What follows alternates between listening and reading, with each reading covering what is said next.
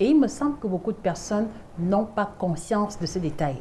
Le petit déjeuner de la personne diabétique doit résoudre deux problèmes. Premièrement, apporter de l'énergie à la personne diabétique sans élever trop haut son niveau de sucre sanguin, mais surtout prendre en considération un facteur qui se produit en général au réveil. Et le facteur en question, c'est l'insulinorésistance naturelle que l'on va observer de façon générale chez tout individu. Alors, l'insulinorésistance, c'est le fait que l'organisme au réveil est beaucoup moins tolérant aux injections d'insuline. Donc, on va observer une augmentation naturelle de la glycémie au réveil de façon générale. Et il faut pouvoir contrebalancer cela et apporter tout de même de l'énergie à la personne diabétique sans élever le niveau de sucre sanguin. Et les aliments que je vais vous proposer vont pouvoir résoudre ce problème indépendamment du budget de tout un chacun. Donc, vous comprenez très bien qu'il n'est pas question pour une personne diabétique de sauter le petit déjeuner juste parce qu'il a peur d'élever son niveau de sucre sanguin. Non, surtout qu'au réveil, on va aussi expérimenter la sécrétion du cortisol, qui est une hormone qui a tendance à retirer le sucre des cellules pour la déverser dans la circulation sanguine et qui aura également tendance à conduire la glycémie à des valeurs un peu plus élevées. Donc, le premier élément que je voudrais vous encourager à proposer aux personnes diabétiques, c'est ce qu'on va appeler les fruits oléagineux. C'est tellement intéressant parce que, premièrement, ceci va garantir une élévation très faible du niveau de sucre sanguin. En second lieu, il va pouvoir apporter la satiété véritable aux personnes diabétiques dont elles vont pouvoir se sentir rassasiées.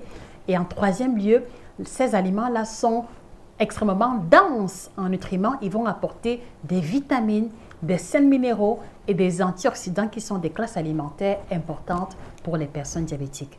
Alors, par fruits oléagineux tropicaux, bien évidemment, j'entends ici l'avocat. Donc, vous pouvez mettre l'accent sur l'avocat en remplacement du beurre de table, de la margarine et de tous les corps gras bruts que vous utilisez habituellement. Vous pouvez également maximiser la consommation du safou, qu'on appelle encore prune, ou également du fruit, du pili, qu'il s'agisse de la pulpe ou du noyau décortiqué qui est également comestible. Donc voilà déjà d'entrée de jeu les quelques groupes d'aliments oléagineux que je vais proposer. Maintenant, par extension, on pourra rajouter à cela les graines de courge qui peuvent être le mets de pistache pour ceux dont le budget le permet ou simplement du mets d'arachide dans lequel on n'aura pas rajouté de sucre à l'intérieur. Évidemment, on va faire attention aux quantités parce que c'est des aliments très caloriques, mais l'idée ici est de se dire que ce sont des groupes alimentaires pour lesquels vous pouvez manger une portion intéressante sans risquer l'élévation brutale du niveau de sucre sanguin. Ça, c'est le premier élément. Alors, la question que je voudrais vous poser, chers téléspectateurs, quelles sont les valeurs actuelles de votre glycémie? La question est subtile parce que cela suppose que si vous n'avez pas connaissance de votre glycémie, c'est également une interpellation indirecte pour vous encourager à checker votre niveau de sucre sanguin.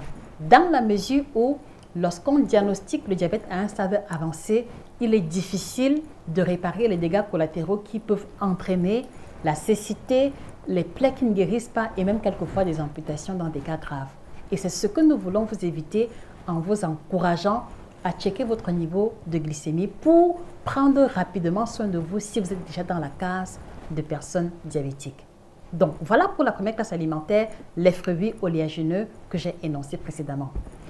Deuxième groupe alimentaire, on va associer à cela avec la catégorie de compléments, la catégorie de féculents qui ont l'index glycémique le plus bas possible.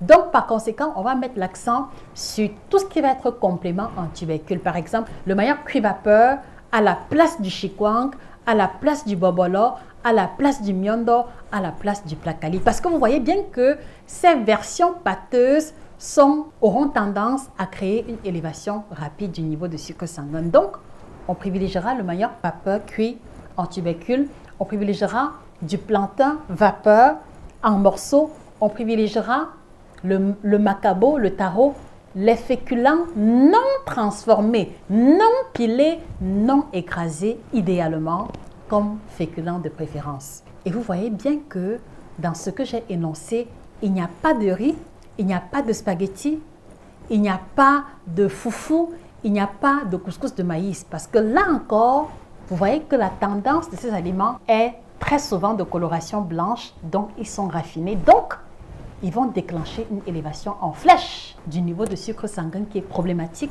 lorsqu'on est diabétique. Par contre, en mangeant un petit morceau de manioc, vous allez observer, certes, une production de glucose, mais elle se fera lentement, elle se fera progressivement parce que elle contient des fibres qui vont ralentir l'élévation du niveau de sucre sanguin.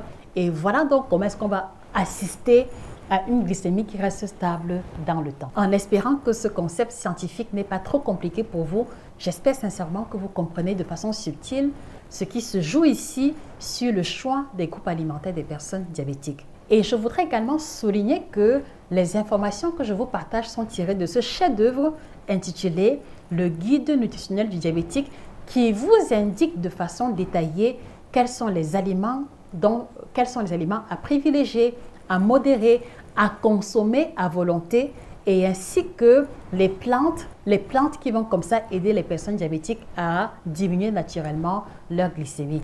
Sans compter bien sûr les recettes de plats froids et de plats chauds que vous retrouverez également dans ce guide exceptionnel. Il me semble que ce ne serait pas exagéré de vous encourager à vous le procurer comme ouvrage de chevet pour vous aider à multiplier les possibilités de recettes saines qui vont vous aider comme ça à manger sainement avec beaucoup de plaisir sans risquer la monotonie ou la frustration parce que c'est le problème que rencontrent beaucoup de